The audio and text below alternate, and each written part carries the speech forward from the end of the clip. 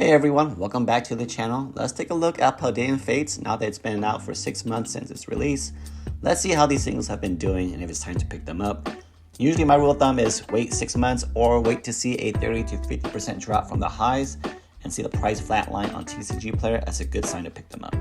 Starting off our top 10 list with the Penny Trainer card with the Umbreon, which is a nice looking card actually with a Pokeball. I think it's a pretty cool looking card, but this one has fallen 56% from the highs of $23. I think this is going to be on its way to a $5 card or less. Next up we have Arven, high of $17, down 35% from it, hitting new lows. Arven actually is very playable, so that's holding up the value right now, but once it's out of rotation, I expect this card to be less than $5 as well, where most trainer cards are, unless it's a really popular trainer. Our first baby shiny on the list is Snorlax, hit a high of $18, now hitting new lows, down 40% from its highs. I expect most of these shinies to be below $5, even $10, maybe for the more popular ones, like the ones you see on this list. But most of them are below $5 at this point. They're easy to pick up. Next, we have Charmeleon, down 35% from its high. As you can see, the volume really dried up on this card as it goes on.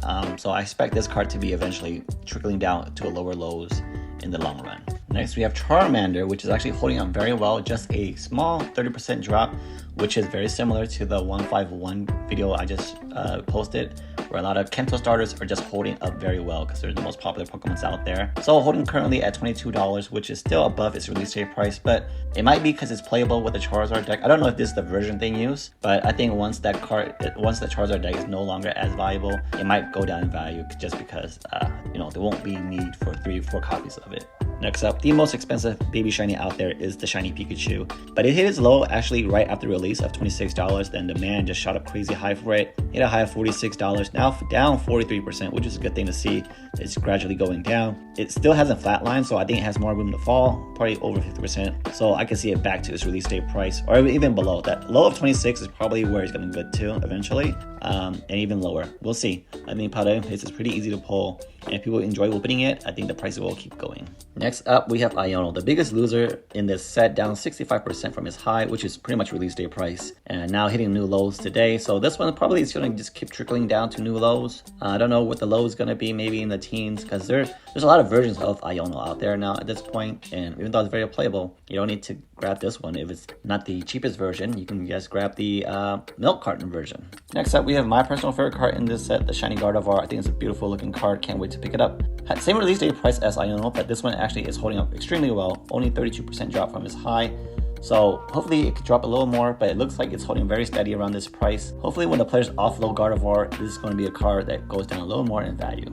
Next up, we had the Bubble Mew, second most expensive card in the set. Release date price of $92, shot up to $133, which got a lot of people nervous. I think people thought it's going to be the next Umbreon, but it corrected itself within 30 days. Down 44% from its highs, hit a low of $75 right away. Ever since then, it's been holding steady around the $80 to $90 range, so that's probably the fair value for it. Eventually, I like to see it drop below $75 again.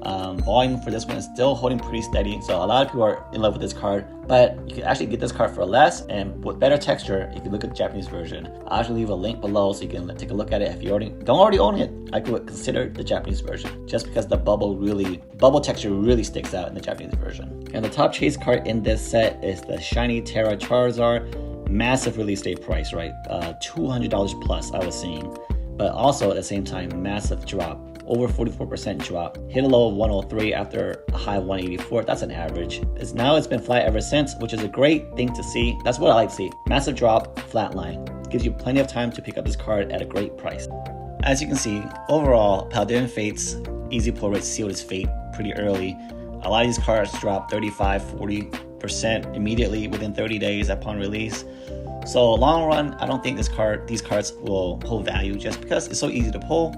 Everybody loves pulling. You're getting like multiple hits in one ETB. I could see it being something like Crown Zenith, where the price really have just been flat and lingering around for 2 years now since its release. So Paldean Fates probably along that line. I mean, obviously the Mew is a very high demand card. Collectors love it. Charizard, always going to have Charizard tax. But I think the baby shinies are all going to be below $5, $10 eventually in the long run. So it's great to see this set. You didn't really have to technically wait 6 months for the price to drop 40%. It kind of happened immediately because it's such easy pull rate. So personally for me, I'm just going to look to pick up that Bubble Mew in Japanese and keep an eye on that Gardevoir since it is my favorite card. Then I will have the big three because I pulled the Charizard. So Let me know what cards you're going to pick up if you haven't already picked them up. Thanks for watching, and I'll catch you guys next time.